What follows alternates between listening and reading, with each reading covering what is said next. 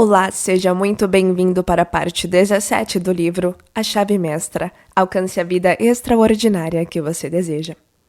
O tipo de divindade que uma pessoa adora, conscientemente ou não, indica seu nível intelectual. Pergunte a um indígena sobre Deus e ele lhe descreverá um poderoso chefe de uma tribo gloriosa. Pergunte a um pagão sobre Deus e ele lhe falará sobre o Deus do fogo, o Deus da água, o Deus disso e daquilo. Pergunte a um israelita sobre Deus e ele lhe falará sobre o Deus de Moisés, que criou meios para governar por leis coercitivas. E então sobre os 10 mandamentos. Ou sobre Josué, que liderou os israelitas na batalha, confiscou bens, assassinou prisioneiros e destruiu cidades. Os chamados selvagens criaram imagens esculpidas dos deuses que costumavam adorar.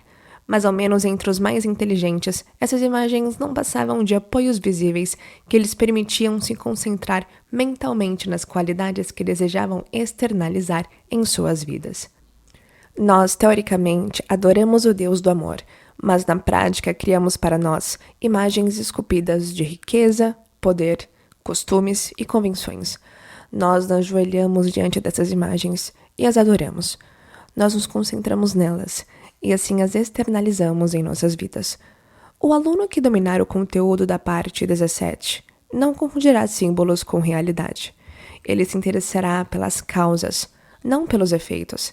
Ele se concentrará nas realidades da vida e não se decepcionará com os resultados. Disse que o homem tem o domínio de todas as coisas, e esse domínio é estabelecido pela mente.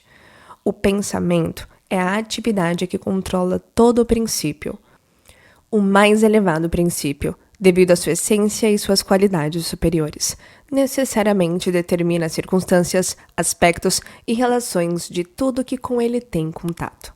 As vibrações das forças mentais são as mais sofisticadas e, consequentemente, as mais poderosas que existem. Para aqueles que compreendem a natureza e a transcendência da força mental, todo poder físico passa a ser insignificante. Estamos acostumados a olhar para o universo através da lente dos 5 sentidos, e dessas experiências resultam nossas concepções antropofórmicas, mas as verdadeiras concepções só são garantidas pela compreensão espiritual. Esse discernimento requer uma aceleração das vibrações da mente, e isso só é alcançado quando a mente se concentra continuamente em determinada direção. Concentração contínua significa um fluxo de pensamento ininterrupto e regular, e resulta de um sistema paciente, persistente, perseverante e bem regulado. As grandes descobertas são resultado de investigação prolongada. Anos de esforço concentrado são necessários para dominar a matemática, e a maior de todas as ciências, a ciência da mente, só se revela por meio de esforço concentrado. A concentração é mal compreendida. Parece haver uma ideia de esforço ou atividade associada a ela, quando necessário é exatamente o oposto. A grandeza de um ator reside no fato de esquecer-se de si mesmo ao representar um personagem, identificando-se tanto com ele que a plateia é arrebatada pelo realismo de sua atuação. Isso lhe dará uma boa ideia da concentração verdadeira. Você ficará tão interessado em seu pensamento, tão envolvido no assunto, que se esquecerá de todo o restante. Tal concentração leva a uma percepção intuitiva e a compreensão imediata da natureza do assunto em que se concentra. Todo conhecimento é resultado de uma concentração desse tipo.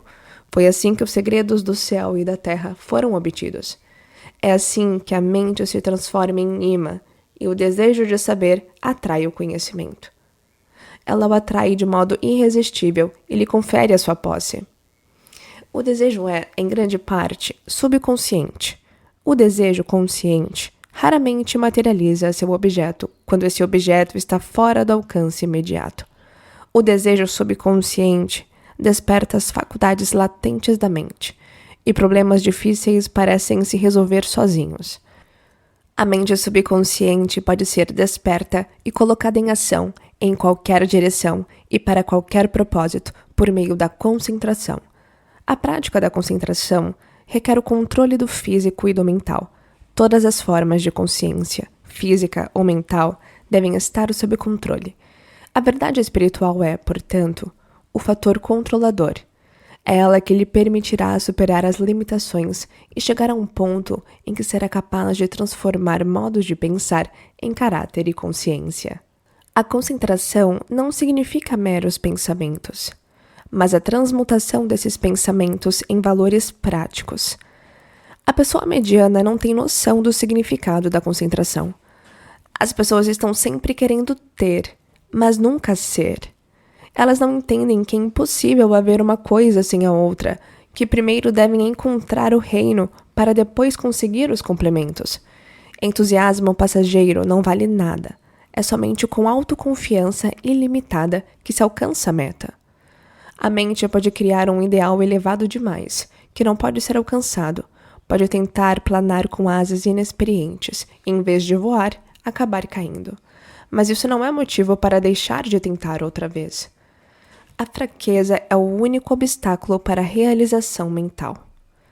Atribua sua fraqueza às limitações físicas ou às incertezas mentais e tente novamente. Facilidade e perfeição são conseguidas por meio da repetição. O astrônomo volta sua mente para as estrelas e elas lhes revelam seus segredos. O geólogo foca sua mente na construção da Terra, então surge a geologia, e assim é com todas as coisas. Os seres humanos focam a mente nos problemas da vida, e o resultado é evidente na vasta e complexa ordem social do dia. Toda descoberta e realização mental é resultado de desejo mais concentração. O desejo é a mais poderosa forma de ação. Quanto mais persistente, mais confiável a revelação. O desejo aliado à concentração é capaz de extrair qualquer segredo da natureza. Ao ter grandes pensamentos, ao experimentar grandes emoções que correspondam aos grandes pensamentos, a mente alcança um estado em que aprecia o valor de coisas superiores. A intensidade da concentração profunda por um tempo e o desejo intenso de ser e de realizar fazem mais por você do que anos de esforço regular lento. Essa concentração abrirá as portas da cela da descrença, da fraqueza, da impotência e da autodepreciação, e você alcançará a alegria da superação. O espírito de iniciativa e originalidade se desenvolve por meio do esforço mental contínuo e persistente. Os negócios ensinam o valor da concentração e estimulam as boas decisões, desenvolvem o discernimento prático e a agilidade de conclusão. O elemento mental de toda atividade comercial é dominante como fator de controle, e o desejo é a força predominante. Todas as relações comerciais são a externalização do desejo. Muitas das virtudes fundamentais e sólidas são desenvolvidas na atividade comercial. A mente é estabilizada e direcionada. Assim ela se torna eficiente. A principal necessidade é o fortalecimento da mente, para que possa superar as distrações e os impulsos incontroláveis da vida instintiva e, assim, vencer o conflito entre o eu maior e o eu menor. Todos somos dínamos, mas o dínamo sozinho não é nada. A mente deve agir como dínamo. Assim ela será útil e sua energia poderá ser definitivamente concentrada. A mente é um motor com potência inimaginável. O pensamento é uma força de operação constante. É o controlador e criador de todas as formas e de todos os acontecimentos que ocorrem na forma. A energia física não é nada perto da onipotência do pensamento, porque este permite ao indivíduo aproveitar todas as outras forças naturais. Vibração é a ação do pensamento. É ela que se projeta e atrai o material necessário para construir e criar. Não há mistério algum no poder do pensamento. Concentração significa simplesmente que a mente pode focar até passar a se identificar com o objeto de sua atenção. Assim como o alimento absorvido é a essência do corpo, a mente absorve o objeto de sua atenção e lhe dá vida e existência. Se você se concentrar em algum assunto importante, o poder intuitivo entrará em ação, e a ajuda chegará na forma de informações que levarão ao sucesso. A intuição chega a conclusões sem o auxílio da experiência ou da memória. A intuição geralmente resolve problemas que estão além do alcance do poder de raciocínio. A intuição geralmente surge tão de repente que surpreende. Ela revela a verdade que buscamos de um modo tão direto que parece vir de um poder superior. A intuição pode ser cultivada e desenvolvida. Para tanto, deve ser reconhecida e apreciada. Se a visitante intuição tiver uma recepção digna da realeza ao chegar, ela voltará. Quanto mais cordial a recepção, mais frequentes serão suas visitas. Mas se for ignorada ou negligenciada, suas visitas serão poucas e raras. A intuição geralmente surge no silêncio. Grandes mentes buscam a solidão com frequência. É no silêncio que todos os maiores problemas da vida são resolvidos. Por isso, toda pessoa bem-sucedida tem um escritório particular, onde pode ficar sem ser perturbada.